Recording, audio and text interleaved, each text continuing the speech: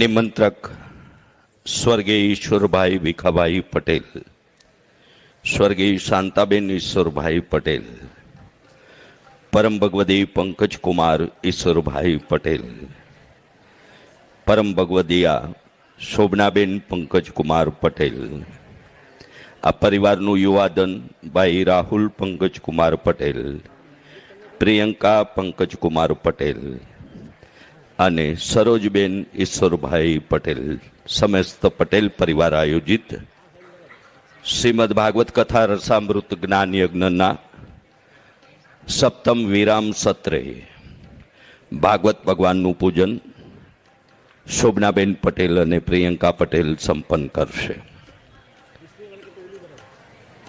ગંગાના પ્રવાહની જેમ ભાગવતી ગંગા જેમના શ્રીમુખેથી સતત પ્રવાહિત થતી રહે છે, એવા યુવા ભાગવતાચાર્ય પૂજ્ય જિજ્ઞેશ દાદા રાધે રાધેનું પૂજન પરમ ભગવદી શ્રીમાન પંકજકુમાર પટેલ અને ભાઈ રાહુલ પટેલ સંપન્ન કરે તેવી વિનંતી છે.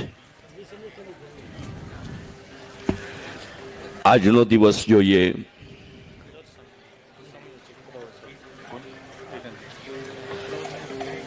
પૂર્ણિમાનો ક્ષય તિથિનો આજનો દિવસ છે. વ્રતની પૂનમ,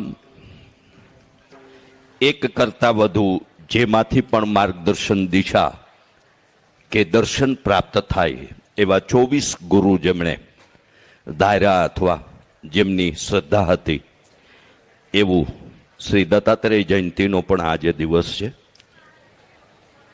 મા બહુચારાજીના મેળાનો પણ આજે દિવસ છે અને શ્રીનાથજીનો 56 ભોગ અને મુકુટોત્સવનો પણ આજે પાવન દિવસ છે.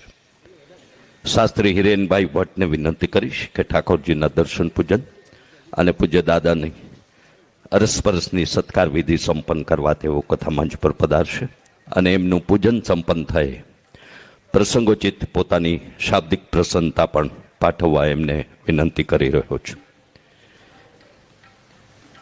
આપણને બધાને ખબર છે કે આપણે જવાનું છે અને તેથી જ મોંઘો મનુષ્ય દેહ ફરી ફરીને નહીં મળે વારંવાર, ભાઈ તું ભજી લેને કીર્તાર.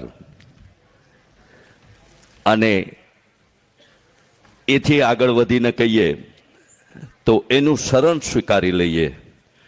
ગુરુની શરણમાં આપણે આપણું સમર્પણ જો પ્રસ્તુત કરી દઈએ, ઈષ્ટના એ ભરોસે અને વિશ્વાસે જો આપણે જીવન નૈયાને ચલાવવાનું શરૂ કરી દઈએ તો એક રચના એવી પણ છે કે અબ સોંપ દિયા હૈ જીવન કા સબ ભાર તુમારે હાથો મેં. આવો એવી શ્રદ્ધા સાથે હિરેનભાઈને વિનંતી કરીશ કે પ્રસંગોચિત એમની શબ્દ પ્રસન્નતા વ્યક્ત કરશે.